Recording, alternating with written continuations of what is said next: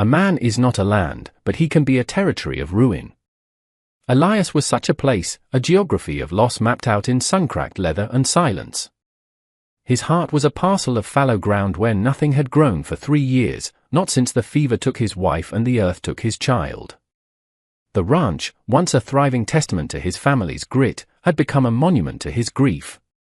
Fences sagged like weary shoulders. The paint on the house peeled back in surrender.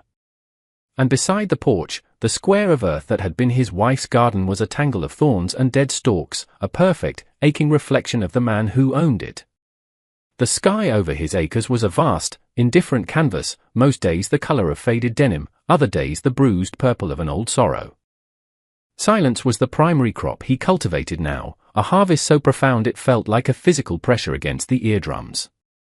It was a silence built from the absence of a woman's laughter and a child's footsteps, a quiet so complete it had its own sound, a low hum of nothingness that had become the soundtrack to his days.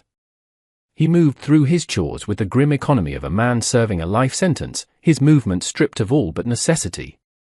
He fed the cattle, patched the same recurring holes in the water trough, and stared at the horizon, waiting for a sunset that promised only another dawn just as empty. He was a ghost haunting the ruins of his own life, a sentry guarding a tomb. He had forgotten the language of hope, the grammar of connection.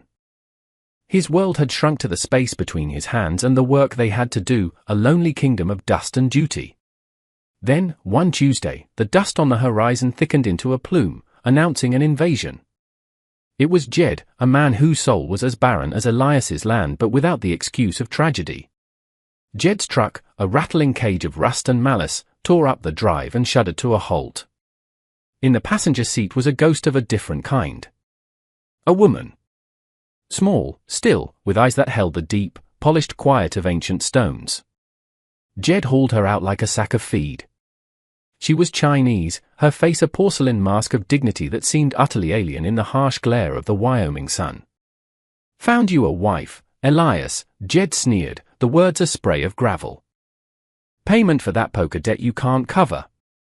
Figured your house could use a woman's touch. Or something. The cruelty was the point. It was a prank painted in the colors of human trafficking, a joke whose punchline was the desecration of Elias's grief. Jed knew about Elias's wife. Everyone did. To bring another woman here, to call her a wife, was an act of profound violation. Elias's hands clenched into fists, the knuckles white, but the anger was a cold, familiar stone in his gut, too heavy to throw. He said nothing. The woman said nothing. She stood between the two men, a point of stillness in a vortex of cruelty and sorrow. Jed shoved a worn carpet bag at her feet, laughed a sound like stones grinding together, and climbed back into his truck. "Don't say I never gave you nothing," he called out, and then he was gone, leaving behind only the settling dust and a silence that was suddenly, terribly, occupied. Elias looked at the woman. Her gaze was level, unblinking. She was not pleading, not crying, not afraid. She was simply there. A fact he had no framework to process. He felt the cold inertia of his grief wash over him. He couldn't help her. He couldn't help himself. He gestured with his chin toward the old shed, the one that used to hold tack before it fell into disuse. "There," he rasped, his voice rough from disuse. It was all he could offer. A roof. A shelter from the indifferent sky. He turned his back on her then, on the problem she represented, and walked toward the barn, feeling the weight of her eyes on his retreating figure. He was a territory of ruin, and she was an unwelcome surveyor, standing at his border. The first week was a conversation spoken in the language of slammed doors and averted eyes. Elias rose before dawn, the habit of a lifetime he couldn't shake, and found she was already awake. He would see her silhouette in the dim light, a motionless figure by the shed, watching the sun bleed color into the eastern sky. He left a plate of bread and jerky on a crate near her door, a transaction, not a kindness. It was fuel. He needed her gone, but he was not a man who would let another human starve on his land. It was a conflict of duties, a war between the memory of his own humanity and the crushing weight of his despair.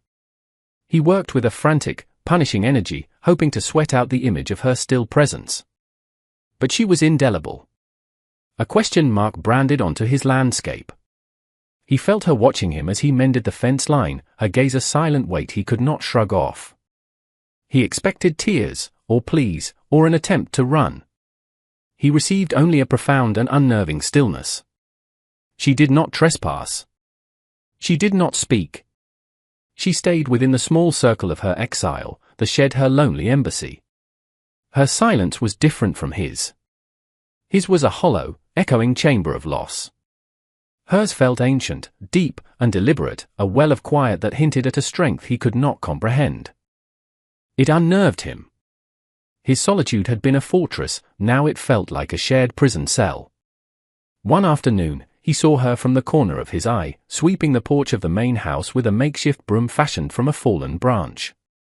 The soft, rhythmic scrape of twig on wood was an intrusion, a sound of domesticity that had been absent for 3 excruciating years.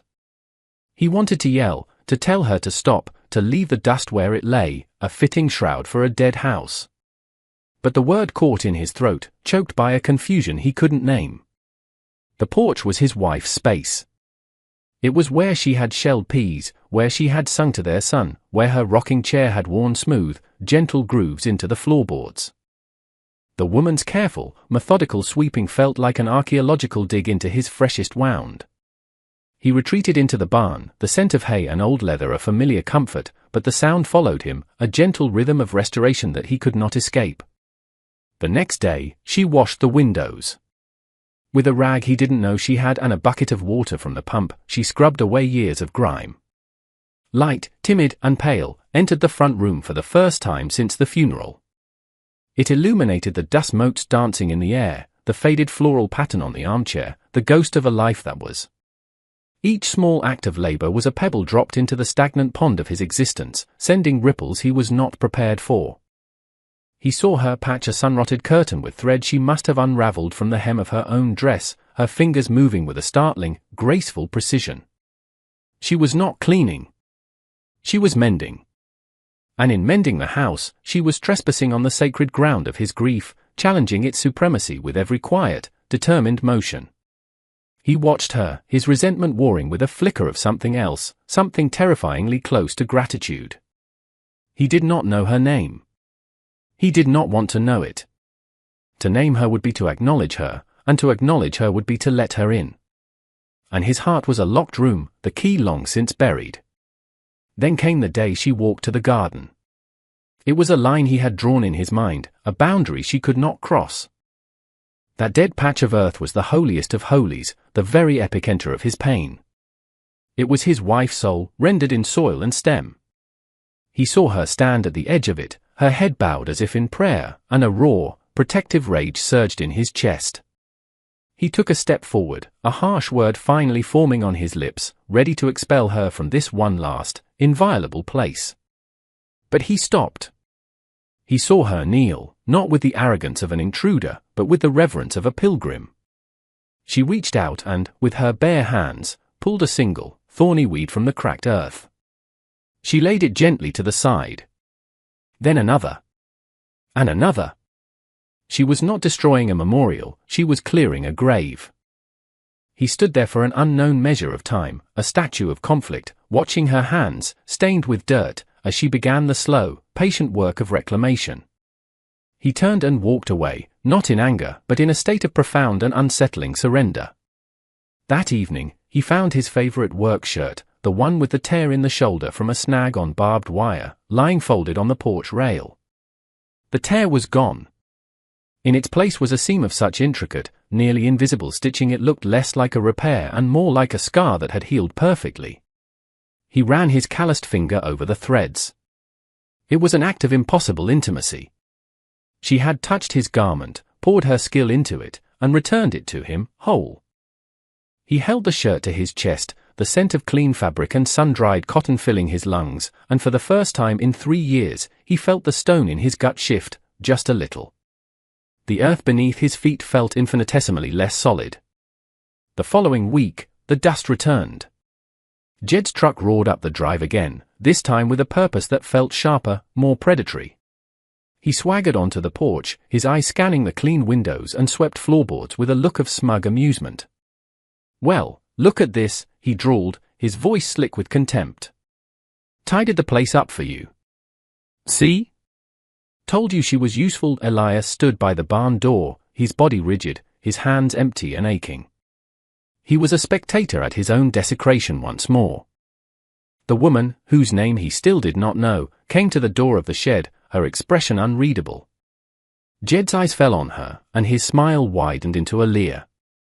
Time's up, sweetheart. The joke's over. I've got a buyer in Cheyenne who'll pay a prettier price for you than this sad sax poker debt. He took a step toward her, his intent clear. He was here to collect his property. And Elias, caught in the tractor beam of his past, did nothing. He was frozen, a monument to inaction. But the woman was not.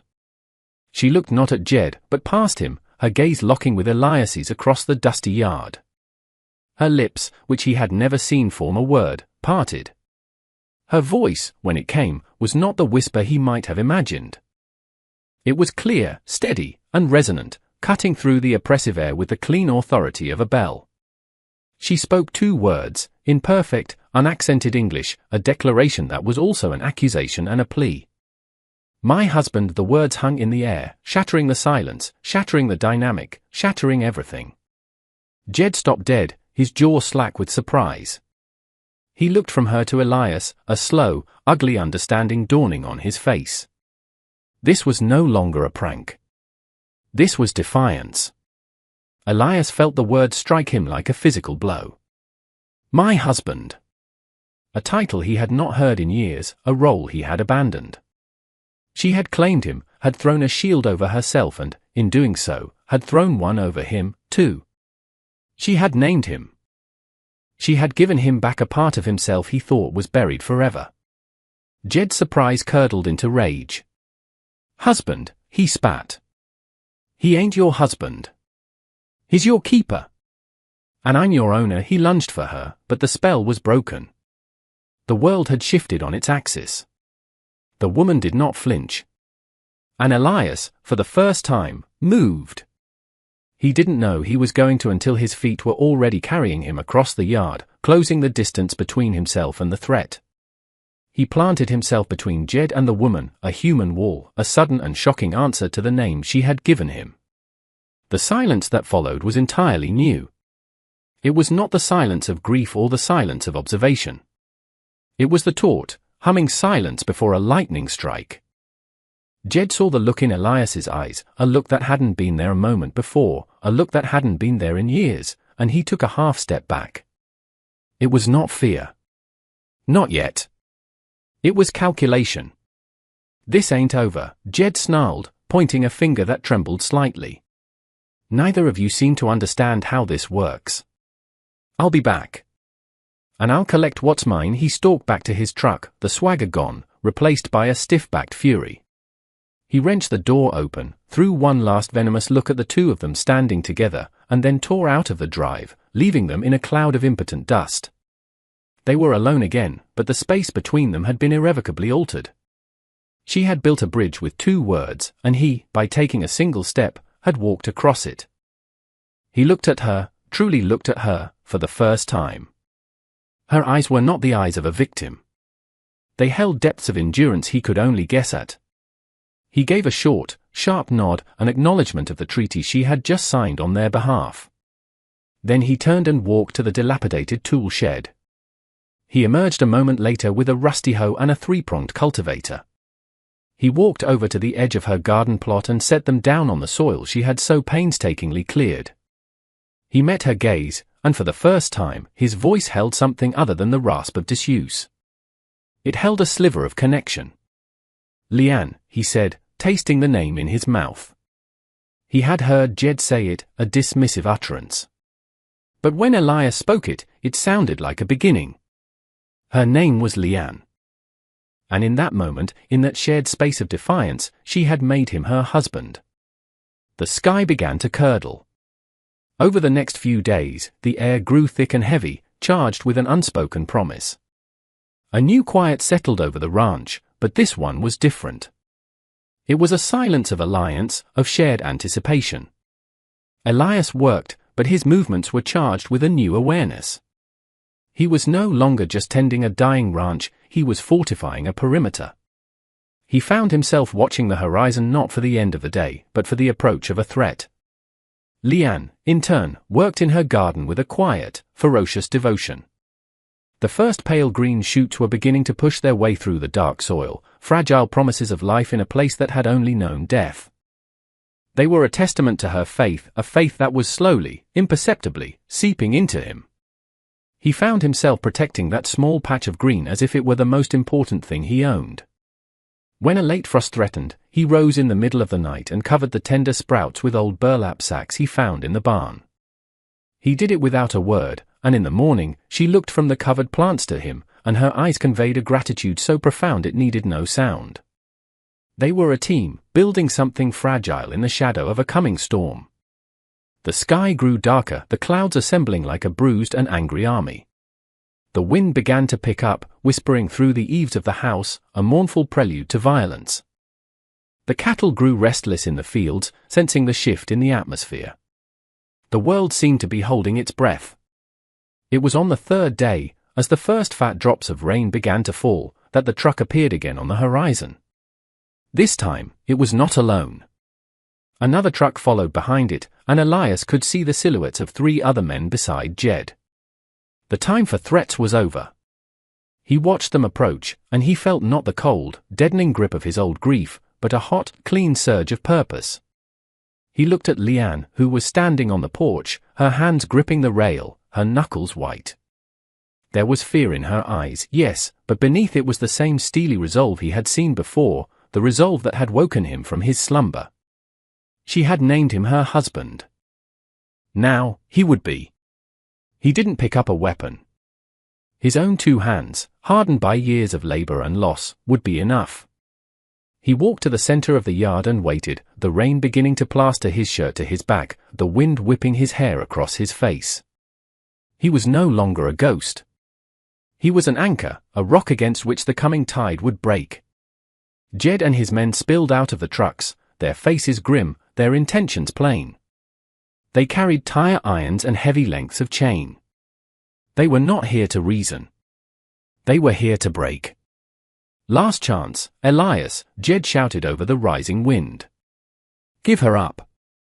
This doesn't have to get ugly. Elias didn't answer. He simply held his ground, his eyes locked on Jed. He was a protector. A shield. The words Lian had spoken echoed in his mind, not as a memory, but as a command. My husband. It was the truest thing in the world. Jed took it as his final answer. He motioned to his men, and they began to advance, fanning out to surround him. They moved with the lazy confidence of predators who believe their prey is already defeated. They were wrong.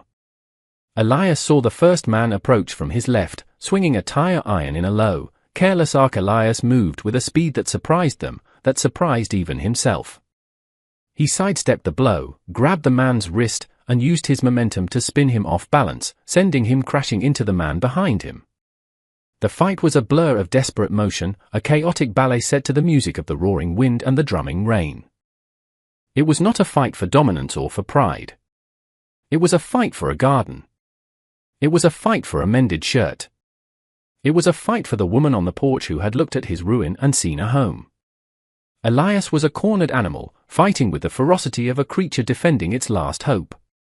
He took a blow to the ribs that stole his breath, a fist to the jaw that made his vision swim with stars.